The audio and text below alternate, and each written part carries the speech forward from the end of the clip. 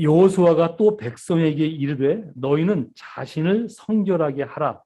여호와께서 내일 너희 가운데에 기이한 일들을 행하시리라. 여호수아가 또 제사장들에게 말하여 이르되 언약궤를 메고 백성 앞서 건너라 하매 곧 언약궤를 메고 백성이 앞서 나아가니라. 아멘. 잠시 기도하고 우리가 해야 할 일 두 번째 말씀 살펴보도록 하겠습니다. 기도하겠습니다. 하나님 아버지, 저희로 또 여호수아서 말씀 살펴가게 하시니 은혜를 감사합니다. 오늘도 여호수아서 말씀 살필 때에 각자 성도들 각자 머리마다 하나님께서 듣는 귀를 열어주셔서 하나님께서 하시고자 하는 말들이 각자의 귀에 들려지도록 역사해 주시옵소서. 그 이유는 하나님 말씀만이 우리의 삶의 등불임을 우리가 알기 때문입니다. 하나님, 그러한 큰 은혜를 오늘 예배 가운데 특별히 말씀 가운데 더하여 주시기를 간절히 바랄 때 이 모든 말씀 예수님 이름으로 기도드리옵나이다. 아멘. 네, 여러분 한 주 평안하셨습니까? 작년 12월 셋째 주일에 이스라엘 백성이 해야 할 일 완을 설교한 후 3주 만에 다시 여호수아서로 돌아왔습니다.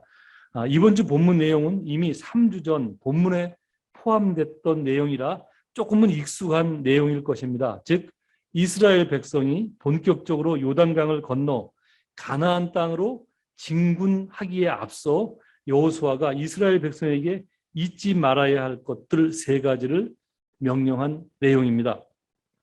전에 말씀드린 대로 여호수아서가 성도의 구원의 여정에서 이미 하나님의 자녀로 약속받은 성도가 하나님의 자녀답게 살기 위해 어떤 신앙의 싸움을 싸워야 하는지를 모형적으로 보여주는 측면이 있다면, 여호수아서가 그렇죠. 있다면 모세가 말한 이 명령들은 오늘을 사는 성도에게 매우 귀한 신앙의 교훈을 주고 있습니다. 기억하시겠지만 모세의 첫 명령은 요단강을 건널 때 제사장이 언약궤를 메고 나서면 백성들은 모두 언약궤를 따르라는 그런 명령이었습니다. 그렇게 해야 하는 이유로 이스라엘 백성 중 아무도 요단강을 건넌 경험이 없기 때문이다. 그렇게 말했죠. 이제 앞선 구절에 그런 내용이 나옵니다. 그러나 사실은 언약궤를 맨 제사장들도 요단강을 건넌 경험이 없기는 마찬가지였다라고 제가 말씀드렸습니다.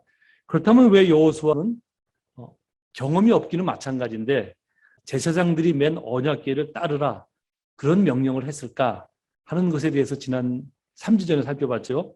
그 이유는 말씀드린 대로 이스라엘 백성에게 언약궤는 하나님께서 이스라엘 백성과 함께 하시고 계시다는 사실을 가시적으로 함께 하세요. 하나님은 함께 하시는 분이신데 하나님 약속을 어기시는 분이 아니잖아요. 이스라엘 백성이 가나안 땅에서 포로로 살다가 나왔을 때 나오자마자 하나님하고 맺은 언약이 그거잖아요. 너희가 내 율례와 규례를 지키면 나는 너희의 하나님이 되고 너희는 내 백성이 될 것이다. 그렇게 하겠느냐 하고 이제 언약을 맺는데 이스라엘 백성이 그렇게 하겠다고 그 언약을 수용을 하잖아요. 수용을 했기 때문에 내 백성답게 살아라. 그리고 율법과 레위기 말씀, 하나님의 율례와 규례를 이스라엘 백성들에게 전해줍니다.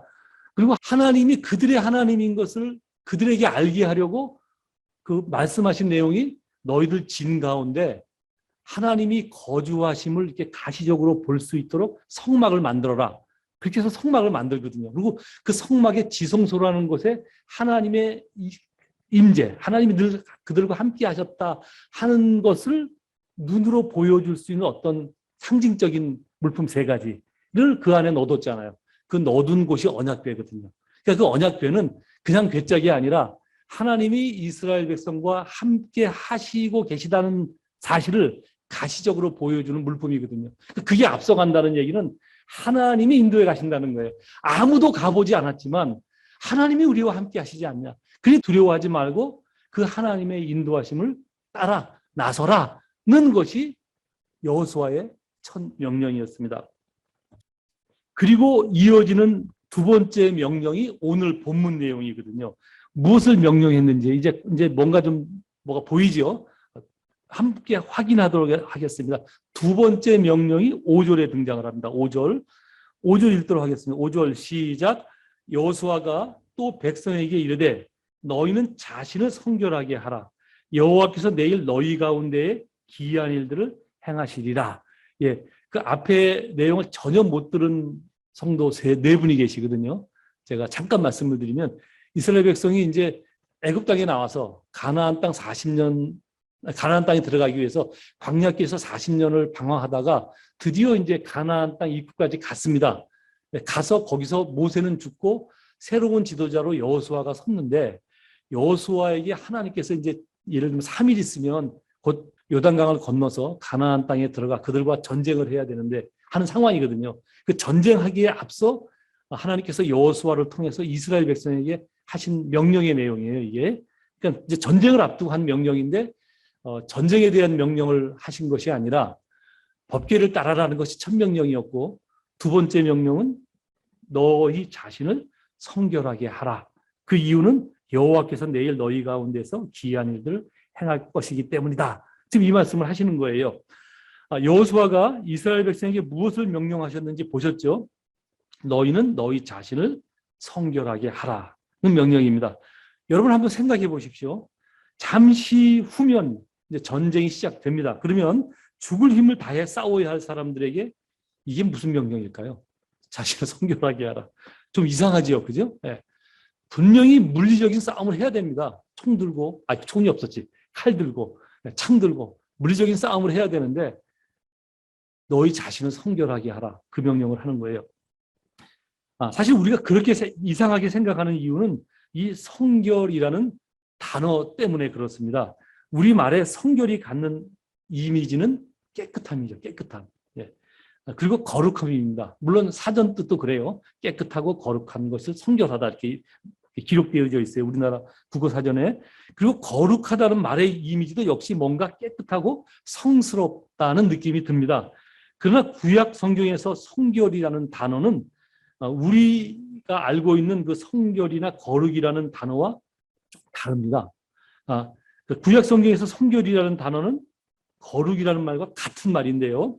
주로 하나님과의 관계에서 이 말이 등장을 하는데 주로 구별이라는 의미로 쓰여집니다. 구별. 그리고 좀 그 외에 부수적인 의미로는 분리, 그다음에 준비, 봉헌 이런 그런 의미가 있습니다. 여러분 한번 생각해 보십시오.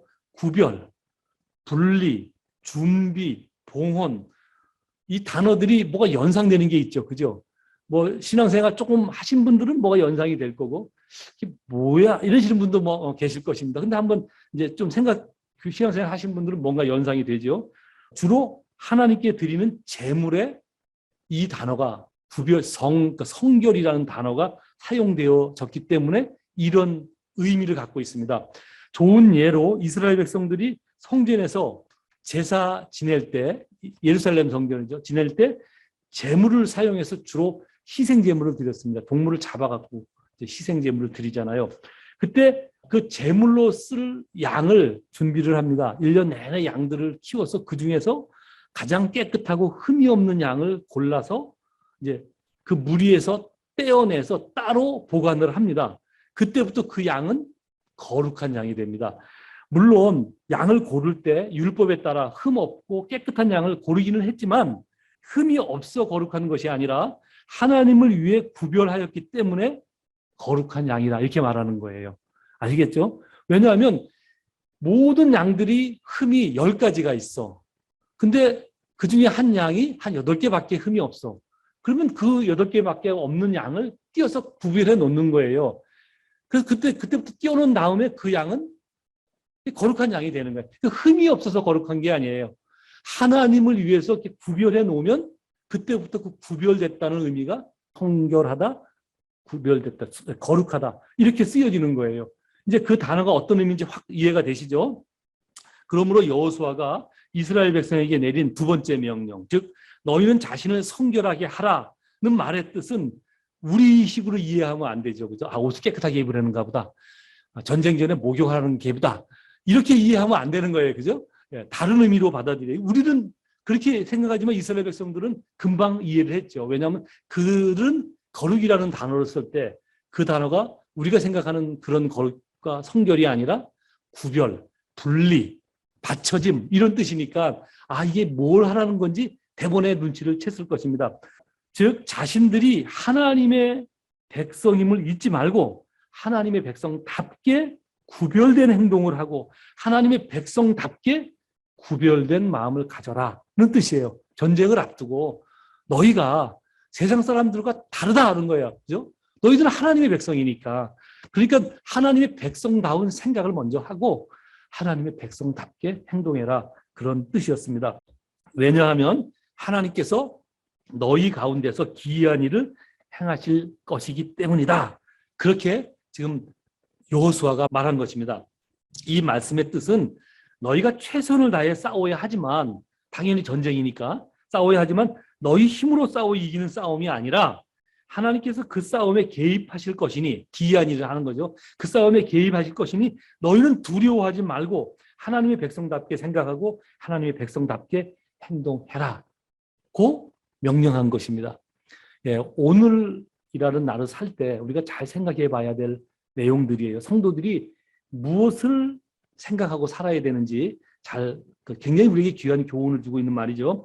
그래서 이 말씀도 역시 하나님의 약속에 따라 하나님의 백성이 된 현대를 사는 성도들이 하나님의 백성답게 살기 위해 신앙의 싸움을 싸워야 할 때 매우 귀중한 신앙 교훈을 우리에게 주는 것입니다. 즉 성도라 해도 일반적인 삶을 살려면 그죠? 성도도 일반적인 삶을 살아야 되는 직장 다녀야 되고 학교 다니는 사람은 공부해야 되고 그죠?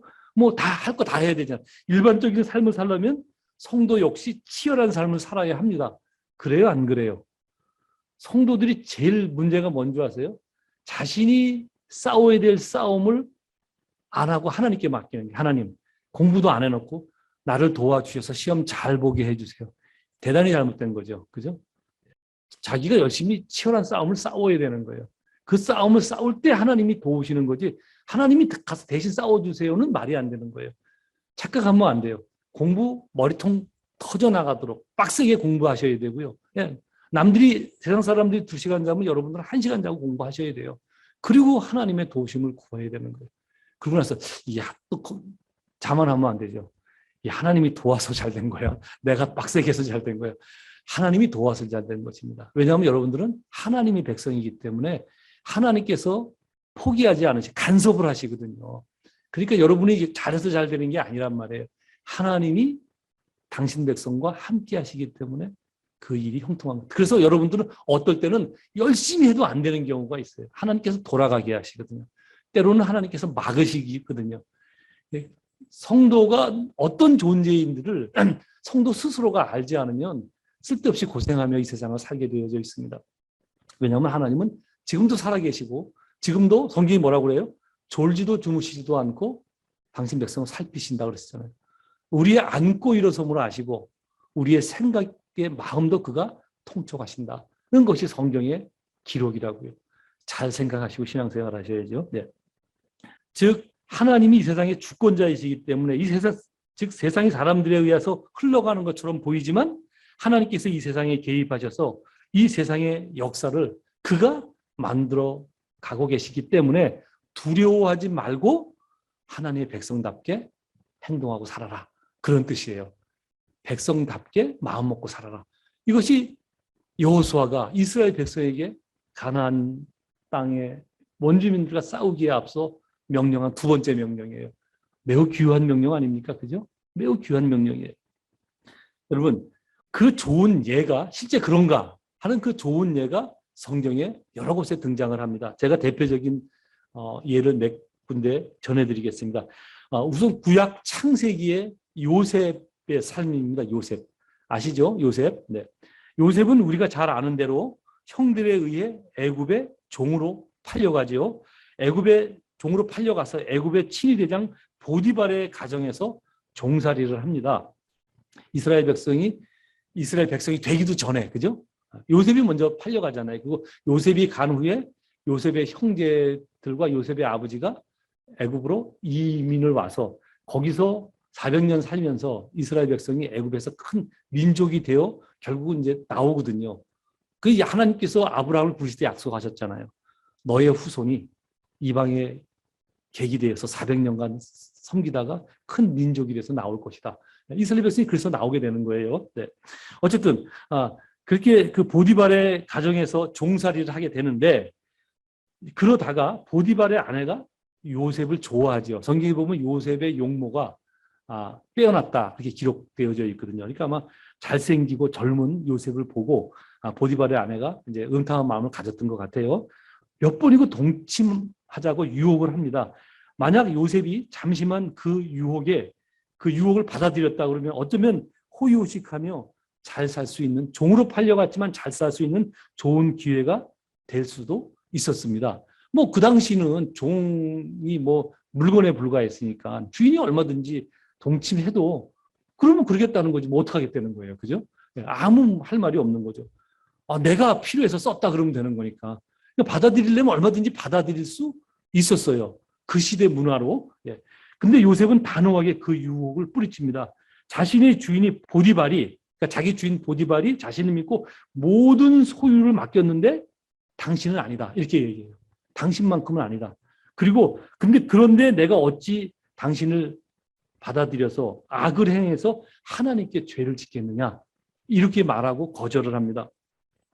즉 자신을 믿어준 보디발과의 신이 더 중요하지만 자신은 그보다 먼저 그런 온당치 못한 일을 하는 것이 하나님께 죄가 되므로 응할 수 없다, 그렇게 말한 것입니다. 그 후에도 보디발의 아내가 여러 번 같은 유혹을 했지만 요셉이 아예 보디발의 아내 근처도 안 오죠.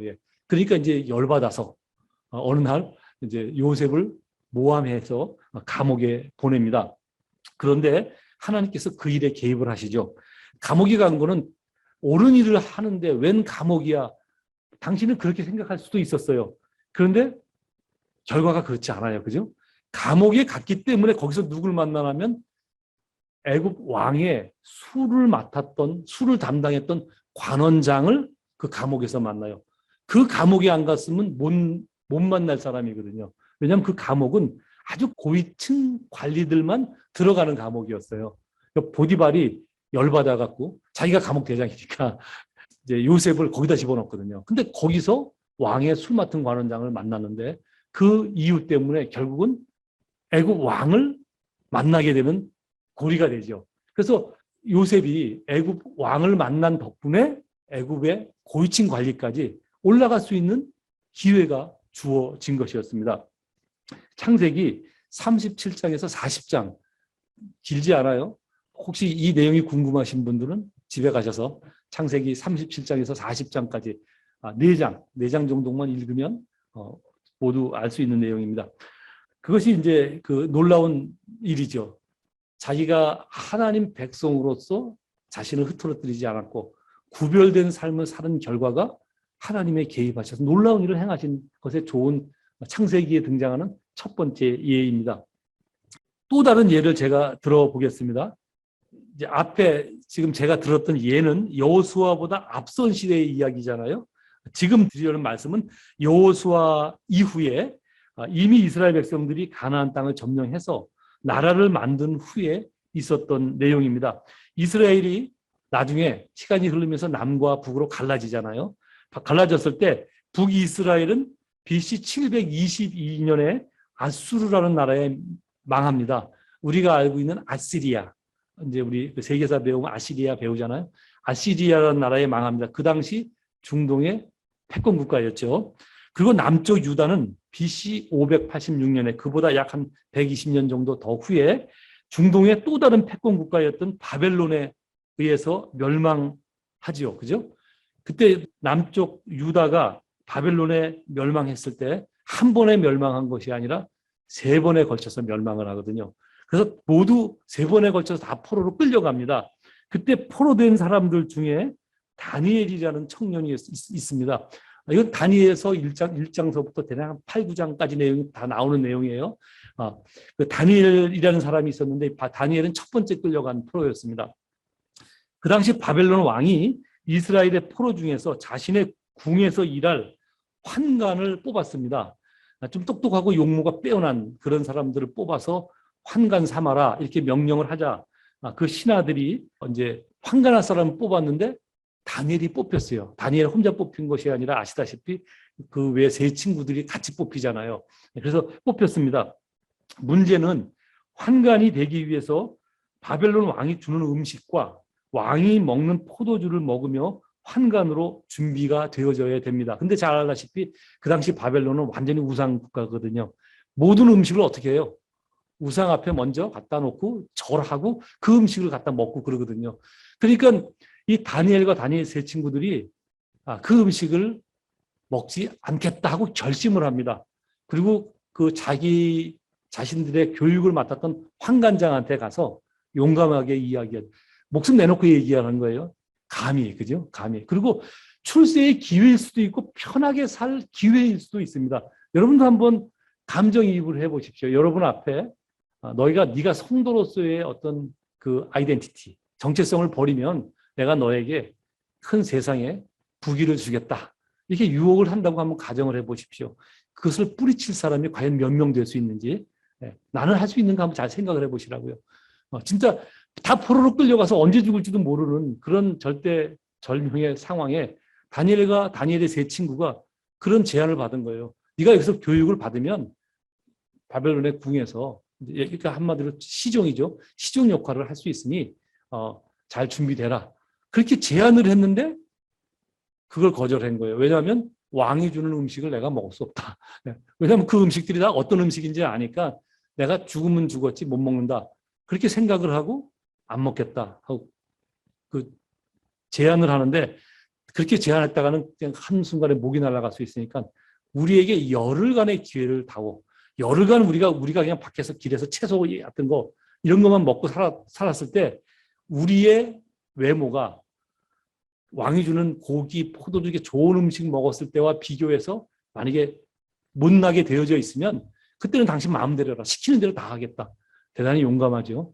하나님을 얼마큼 신뢰하면 이런 제안이 나올까 한번 생각을 해보십시오. 성도들의 믿음이 하나님에 대한 신뢰라고 제가 말씀드렸죠. 기독교의 믿음은 내 확신이 아니라 하나님의 인격에 대한 신뢰가 기독교의 믿음이거든요. 그러니까 믿습니다. 잘하지 말고 무엇을 믿는지를 생각해 보셔야 돼요. 하나님의 인격에 대한 신뢰가 있는지, 성도들이 믿음이라는 단어를 사용할 때 우리가 그 부분 조심하셔야 된다라고 제가 말씀을 드렸잖아요. 다니엘의 세 친구들이 그 제안을 하니까 환관장이 그것을 허용을 합니다. 말도 안 되는 일이에요.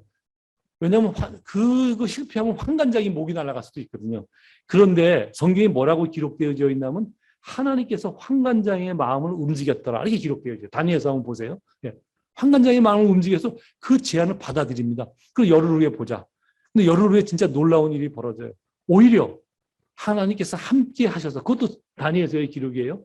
함께 하셔서 다니엘의 세 친구의 용모가 그 왕이 주는 음식을 먹었을 때보다 훨씬 더 좋았더라. 그게 결과예요. 그래서 그들의 그 다니엘과 다니엘 세 친구들은 하나님 백성으로서의 정체성을 지키면서도 바벨론의 궁에서 생활을 할 수 있었어요. 여러분 근데 한번 잘 생각해 보십시오. 바벨론이라는 나라가 그게 우상 숭배의 나라인데 그 궁에서 생활을 하려다 보니 거기서 성도로서의 정체성, 하나님 백성으로서의 정체성을 가지려면 그 한 번의 시험으로 끝났을까요? 아니요. 여러 번 있었습니다. 우리가 잘 아는 대로 이게 왕이 주는 음식을 먹느냐 안 먹느냐는 바벨론의 포로로 끌려갔을 초창기 때의 이야기거든요.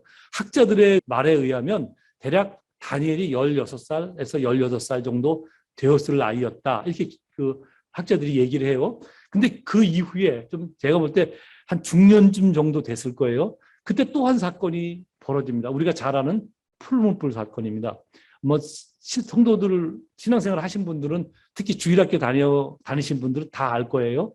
극렬히 타는 풀문불에 다니엘과 다니엘 세 친구들이 던져지잖아요.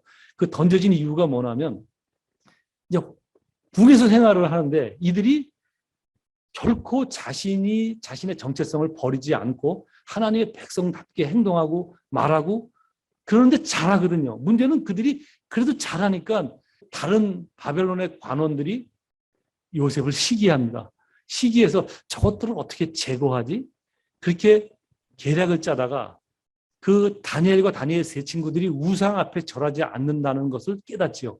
그래서 어떻게 해요? 작전을 짭니다. 이제 왕을 꼬드기죠. 왕이요, 당신이 나를 택해서 그날에 우리가 나팔을 불면 온 백성이 그 나팔 소리를 듣는 시간에 당신이 섬기는 우상, 금으로 만든 우상이었어요. 그 우상 앞에 절하게 하자. 그래야 우리나라가 다 동일하게 축복을 받지 않겠냐. 그러니까 왕이 그럴싸하잖아요. 그죠? 그래, 뭐 어차피 내가 섬기는 우상인데 온 백성이 다 같이 절을 하면 이게 얼마나 좋겠냐. 그래서 오케이. 그리고 만약에 거절하면 극렬히 따는 푸른불에 던져버리는 게 옳다. 그건 우리 민족을 배반하는 이단 행위니까 제거해야 된다. 얘기하니까 바벨론 왕이 오케이. 그리고 거기다 사인을 합니다. 그래서 이제 그런 날이 정해졌어요. 그래서 그 날이 돼서 막 나팔 소리가 울리니까 모든 사람이 다 금 신상 앞에 절을 하는데 다니엘과 다니엘의 친구들이 그 음모를 알고 있었어요. 알고 있었는데 왕 앞에 가서 뭐라고 그러냐면 안 하겠습니다. 뭐라고 얘기하냐면 이렇게 이야기합니다. 제가 그대로 읽어드리는 게 좋겠습니다. 왕이요, 우리가 섬기는 하나님이 계시다면, 이건 뭐 계신지 안 계신지 몰라서 그런 게 아니에요. 모르는데 목숨을 걸지는 않잖아요. 그죠? 네, 확실하지만 이제 표현을 그렇게 한 거예요. 우리가 섬기는 하나님이 계시다면 우리를 맹렬히 타는 풀문불 가운데서 능히 건져내시겠고 왕의 손에서도 건져내시리이다. 그러나 그렇게 하지 아니하실지라도, 유명한 말이죠. 그렇게 하지 아니하실지라도 우리가 왕의 신들을 섬기지도 아니하고 왕이 세운 금 신상에 절하지도 아니하겠습니다. 다니엘서 3장 17절 말씀이에요. 놀라운 말씀이죠. 그죠? 오늘날 성도들이 과연 이런 믿음을 가질 수 있을까? 하고 제가 질문을 하면 오늘날에는 하나님이 극렬히 타는 풀무불에서 건져내는 그런 기적을 잘 안 보이시니까 그렇지요. 라고 말하는 성도들도 많으리라 이렇게 생각이 되어집니다. 충분히 이해가 됩니다. 근데 여러분 잘 생각하셔야 돼요. 그렇다면 오늘날은 왜 그러한 기사와 이적이 다니엘 시대 때처럼 많이 나타나지 않을까요? 예? 예, 필요가 없으니까. 예. 하나님께서 이 놀라운 기적을 일으키신 이유는 하나님이 실제 하시는 분임을 이 시대에는 이렇게 나타낼 수밖에 없었어요. 그래서 이렇게 나타나신 기록이 긴 이스라엘 역사 속에 수도 없이 기록되어 있고 그것을 성경으로 남겨서 우리에게 알게 하신 거예요. 그래서 오늘날도 하나님은 실제 당신 백성과 함께 하시지만 하나님이 실제 하신다는 것을 드러내기 위해서 이렇게 세상 질서를 무너뜨리지는 않아요. 왜냐하면 세상 질서 역시 하나님께서 만드신 하나님의 법칙이거든요. 그래서 우리는 특별한 일이 있지 않는 한 하나님의 질서 안에서 살아야 되는 거예요. 세상 질서 앞에. 그래서 공부할 사람은 공부해야 된다는 거예요. 예. 방역 마스크 써야지요. 예. 조심하셔야죠. 할 수 있으면 최대한 우리가 조심하셔야죠. 우리가 해야 될 일을 해야 되는 거예요. 그리고 하나님 앞에 나아가야 되죠. 할 수 있다면. 네. 어쨌든 예. 그래서 그 결과 다니엘과 그 친구들은 결국 극렬히 타는 풀무불에 던져졌습니다. 그 물이 얼마나 극렬했으면 성경의 기록에 의하면 다니엘을 붙잡고 풀무불에 던졌던 사람들이 불에 타 죽었다는 거예요. 그런데 성경의 기록에 의하면 다니엘과 다니엘의 친구들은 머리털 하나도 그리지 않았다. 그렇게 기록되어져 있죠. 그죠? 불 속에 들어갔는데 불 속에서 아무도 그리지 않고 막 사람들이 움직이니까 불을 끄고 그 사람들을 끌어냈거든요. 근데 나왔는데 머리털 하나도 불에 그리지 않았다. 그렇게 기록되어져 있습니다. 그 결과 다니엘을 모함했던 사람들이 오히려 당하지요. 그죠? 결국 당하죠. 그런 일이 다니엘 노년에도 또 한 번 생깁니다. 여러분도 아시겠지만 노년에 그 사자굴에 던져지잖아요. 그 사건도 똑같은 거거든요. 다니엘이 늘 하루에 3번 가나안 땅, 이스라엘 쪽을 향해서 기도를 하니까 그것을 이제 저것을 근거로 해서 다니엘을 제거하자. 그러니까 다니엘 평생에 바벨론 사람들이 모함했던 거죠. 그죠? 청년 때에, 중년기 때에, 노년 때 그런 일이 계속 반복했으니까 수도 없이 벌어졌다는 것을 알 수 있습니다. 노년 때에 이제 그것을 근거로 다니엘을 사자굴에 집어던지려고 그랬는데 다니엘이 그 음모를 알고도 뻐젓이 창문 열어놓고 하나님 앞에 기도를 하잖아요. 그러니까 당연히 사자굴에 던져졌죠. 근데 성경의 다니엘서에 의하면 하나님께서 사자의 입을 막으셨다. 사흘이나 굶긴 사자들이 다니엘을 먹질 않아요. 그 친구들은 먹지 않아요. 그래서 한 명도 다치지 않고 사자굴에서 풀려 나오죠. 그런 예는 신약 성경에도 등장을 합니다. 신약 성경에서 마지막 예인데 이 예를만 말씀드리고 말씀을 마치도록 하겠습니다. 신약 성경에서 가장 좋은 예는 예수님입니다. 아시겠지만 예수님은 100% 인간의 육체와 감성을 가진 분이셨기 때문에 자신이 져야 할 십자가가 얼마나 고통스럽고 수치스러운 일인지 그 당시 너무 잘 알고 있었습니다. 그래서 마지막 날 밤 땀방울이 피같이 떨어질 정도로 기도하셨죠. 우리 누가복음 때도 배웠지만 다 강의를 들으셨을 것입니다. 뭐라고 기도하냐면 내 아버지요 만일 할만하시거든 이 잔을 내게서 지나가게 하옵소서. 그러나 그 기도를 끝까지 하신 것이 아니라 그 기도의 끝은 이렇게 끝을 맺죠. 그러나 나의 원대로 마시옵고 아버지의 원대로 하옵소서라고 기도를 마칩니다. 뭔가 똑같은 인간의 육체를 가져서 이것을 피하고 싶은 그런 마음을 갖고 있었지만 뭐 어디가 달라요? 결론이 다르잖아요. 그죠? 결론이 내 뜻대로 하지 마옵시고 하나님의 뜻대로 되기를 원합니다. 그렇게 기도를 마치셨습니다.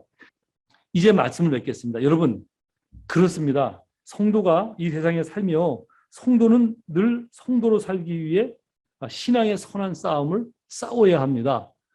이 세상에 다른 방향을 목적하고 사는 사람들과 살아야 되니까. 그죠? 이 세상에 다른 방향을 목적하고 사는 사람들과 같이 살아야 되기 때문에 사실은 쉽지 않은 삶을 살아야 됩니다. 그것이 성도의 삶이거든요. 성도가 이 싸움에서 가장 먼저 해야 될 것은 오늘 여호수아가 이스라엘 백성에게 말한 명령들이죠. 첫 번째 명령은 하나님의 인도하심을 따라야 되고 오늘 두 번째 명령은 다르게 살아야 된다는 것입니다. 다르게. 어떻게? 세상의 가치 혹은 세상의 무기, 예를 들면 돈이나 명예나 혹은 권력 등이 세상을 사는 사람들의 무기잖아요. 그죠?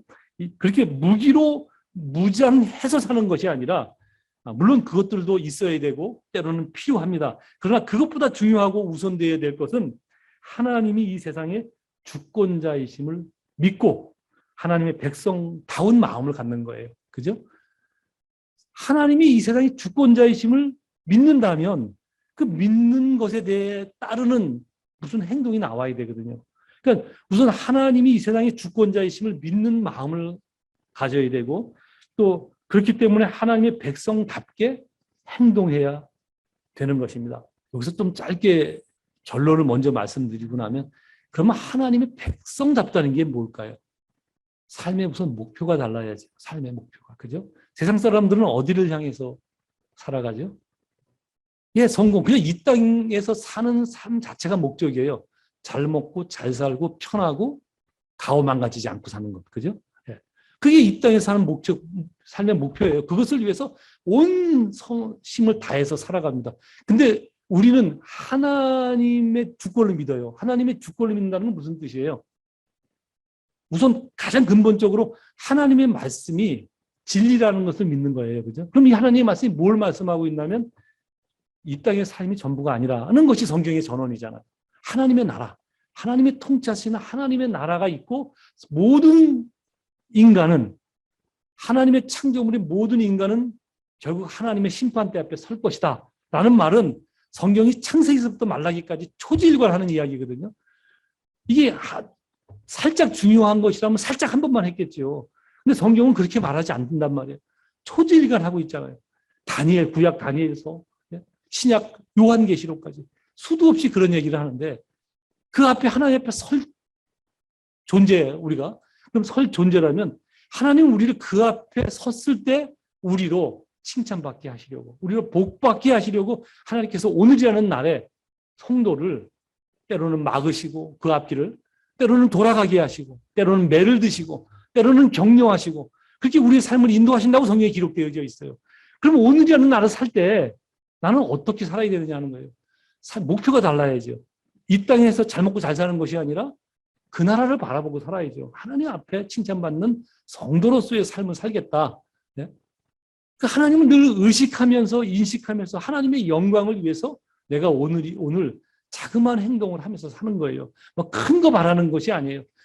마태복음에 나오잖아요. 26장에. 마지막 날 하나님께서 모든 사람을 평가할 때 어떻게 평가한다고요? 목자가 양과 염소를 구별하듯이 구별하겠다는 거예요. 그럼 양과 염소가 염소는 나쁘고 양은 좋다 이런 뜻이 아니에요. 구별하듯이 구별. 왜냐하면 삶의 방식이 양과 염소가 완전히 다르거든요. 다르기 때문에 그걸 구별해 놓지 않으면 같이는 못 살아요. 그러니까 양과 염소를 구별하듯이 구별하겠다. 그러니까 거기서 이제 양으로 구별된 사람의 예예요. 나는 하나님 위해서 살지도 않았는데요. 그러니까 뭐라고 그때 평가자가 말을 해요. 작은 소자에게 내 이름으로 그리스도의 이름으로 냉수 한 그릇을 떠준 것. 그것을 평가받은 거예요. 그걸 큰 거 요구하는 것이 아니에요. 하나님 나라가 실제하고 그가 주권자인 것을 믿으면 오늘 내가 삶의 목표가 달라져요. 무조건 챙기고 나만을 위하고 이렇게 사는 것이 살지 않아야 되는 거예요. 하나님을 의식하고 그 하나님의 주권을 향하여 사는 것. 삶의 목적이 달라야죠. 그리고 그렇다 그러면 삶의 방법도 달라져야겠죠. 우리의 삶을 대변하는 가장 대표적인 말이 뭐예요? 약육강식이에요. 약육강식. 오늘날 다 경쟁을 시키잖아요. 그리고 경쟁에서 뒤처지면 살아남지 못해요. 소위 말해 루저가 돼야 돼요. 루저가. 그죠? 요즘에 그 한국의 대선판을 보면 모두 다 그 대선 후보들이 젊은 세대의 마음을 사로잡으려고 그래요. 왜 그러나 하면 우리 세대, 우리 아버님들 세대는 기회가 많았어요. 그래서 어떤 경쟁에서 밀려나도 예를 들면 대기업의 경쟁에서 밀려도 그 다음 비슷비슷한 그 회사들에 들어가면 뭐 그런 대로 또 잘 먹고 잘 살 수 있었거든요. 공부 아니면 대기업 아니면 또 다른 일로도 잘 먹고 잘 살 수 있었는데 오늘날 젊은 세대들은 제가 봐도 안쓰러워요. 기회가 없어요. 그래서 더 절박해요. 한 번 루저가 되면 헤어나올 어떤 방법이 너무너무 좁아졌어요. 그러다 보니 치열한 것은 사실이에요. 여러분, 우리가 믿는 게 뭐예요?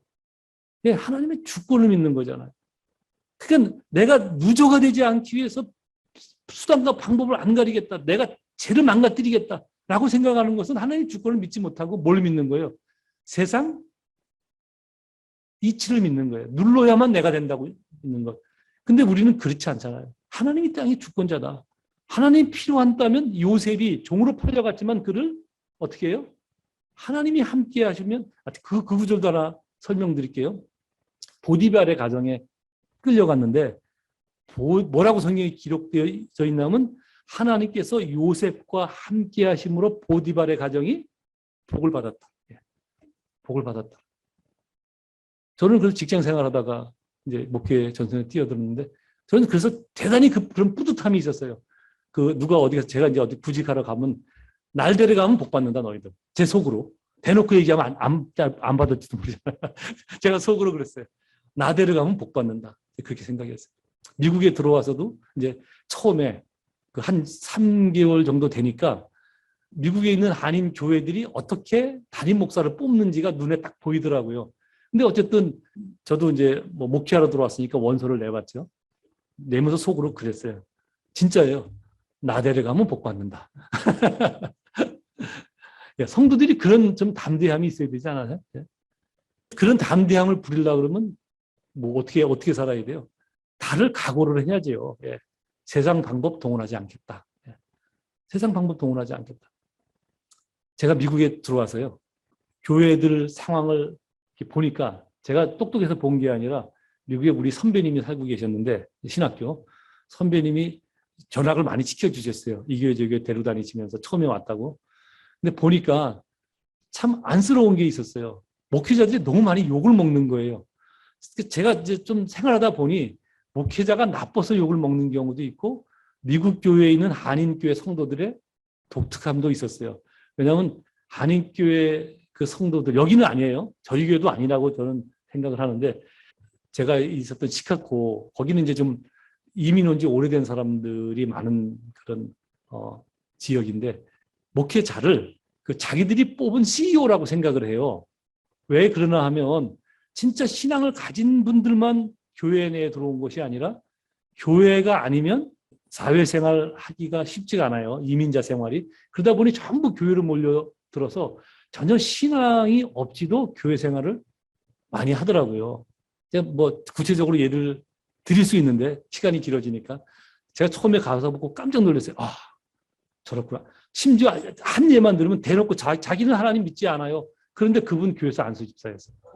아니, 너무 기가 막힌 거예요. 담임 목사님이 안 계셔서 제가 이제 담임 목사님 대행을 1년 동안 하고 있을 때 저를 집으로 초대해서 그런 얘기를 하는데 제가 담임 목사였으면 그 다음 주에 가서 선포했을 거예요. 집사 파직이라고. 어떻게 하나님을 믿지 않는데 근데 목사들이 그 손을 못 대요. 놀랍지 않아요? 현상이 그런 현상이 생기더라고요. 뭔 얘기하다 여기까지 나왔는지 오래된 얘기하다 보니까 재밌어서 나도 모르게 막 예, 그 교회 얘기하다 그랬는데 그러다 보니까 목사님들이 여기 와서 자기의 스테이터스를 유지하느라고 처음에 이제 교회에 들어가서 교회가 영주권 이제 심사를 해주잖아요. 그러면 그 과정이 적어도 3년에서 한 5년 걸리는데 그 3년과 5년 사이에 뭔가 관계가 틀어져요. 그러면 이제 인정사정 보지 않고 담임 목사가 아닌 경우에는 당장 교회를 떠나라고 그러거든요. 그러면 어떻게 떠나는 순간 그 모든 애들 학교고 뭐고 다 짐을 싸집어지고 한 달 만에 미국을 벗어나야 되는데 그 어떻게 그런 일이 있느냐고요. 그러다 보니까 목사들이 좀 내가 볼 때 비굴해지는 것 같아요. 이랬고 저랬고 부당한 요구를 해도 다 들어주고 뭐 부당한 걸 봐도 그냥 못 본 채 하고 그러더라고요. 그래서 제가 미국 처음에 탁 들어와서 한 3개월 지난 후에 한 기도가 있어요. 하나님, 저는 만약에 제가 저런 환경에 처하면 저는 다시는 목회 안 합니다. 그 순간 저는 돌아가서 내가 할 게 없으면 택시 운전을 할 줄 아니까 택시 운전을 하든 연탄을 나르든 그렇게 살지 저는 목회 안 하겠습니다. 제가 아주 딱 그 선언을 했어요. 하나님께. 왜냐하면 제가 목사 되겠다고 손든 거 아니거든요. 그러니까 저는 자원자가 아니라 차출자라고 늘 생각하니까 늘 하나님 앞에 큰 소리 쳤거든요. 뻑하면 하는 얘기가 나 저 목회 안 합니다. 대놓고 제가 하나님께 그 기도를 했어요. 근데 하나님께서 다행히 전혀 그런 환경에 저를 처하지 않게 만들어 주셨어요. 저도 이것이 제가 특별해서가 아니라 제가 마음을 정했기 때문에 하나님께서 저에게 은혜를 베푸셨다 저는 생각을 합니다. 그러니까 여러분 하나님은 그때나 오늘이나 동일하신 하나님이시거든요. 여러분이 하나님의 백성임을 분명하게 믿고 그에 맞게 구별된 삶을 산다면 성결한 삶을 산다면 하나님이 여러분의 삶에 개입하셔서 기이한 일을 행하신다니까요. 이게 성경이 역사를 통해서 우리에게 보여주는 진리라고요. 진리. 여러분 우리는 자꾸 말만 진리라고 받아들이는데 그 말은 사실 믿지 못해요. 여러분 윤회설, 불경의 윤회설, 뭐 본인들은 아니라고 그러지만 어쨌든 우리가 알고 있는 윤회설도 하나의 어떤 경전에 등장을 하는 거잖아요. 뭐 사람이 죽었다가 강아지로 태어날 수도 있고 뭐 뱀으로 태어날 수도 있고 어떻게 믿어요? 그걸 어떻게 믿느냐고요. 그냥 말인데. 예? 제가 말씀드렸죠. 성경은 그런 말은 몇 퍼센테지가 한 20%도 안 된다고? 그럼 다른 내용은 다 뭐냐? 하나님께서 하신 말씀이 역사 속에서 사실화된 역사의 기록들이 더 많아요. 그게 80%를 기록하고 있는 거예요. 그래서 성경은 자체적으로 믿을 수밖에 없는 책이라고 제가 말씀을 드렸잖아요. 근데 목이 곱고 완악한 사람들이 안 믿어요. 그건 이래서 안 돼. 저건 저래서 안 돼. 다 쳐버리거든요. 하나님은 긴 역사를 통해서 말씀하셨잖아요. 그리고 믿음으로 보아라 그러잖아요. 귀 있는 자는 들을지어다. 눈 있는 자는 볼지어다. 이게 성경의 기록이에요. 이것이 보여진다면 여러분 복받은 사람들이에요. 이 말씀이 들려지면 여러분 복받은 사람들이에요. 여러분 내가 복받은 사람이라고 믿어지는 사람들은 이제는 구별된 삶을 살아야 돼요. 이것이 오늘 본문 말씀이 우리에게 주는 또는 구약에서 여호수아가 이스라엘 백성에게 명령한 두 번째 명령입니다. 이 말씀이 여러분 마음에 잘 박힌 목과 같이 박혀서 오늘부터의 성도로서의 여러분의 성도 삶을 살아갈 때 내가 무엇이 달라야 되는지 늘 생각하며 사는 또 다르게 행동하고 판단하고 다른 결정을 해야 된다고 늘 생각하는 저와 여러분이 되어지기를 간절히 소망합니다. 아멘. 기도하겠습니다.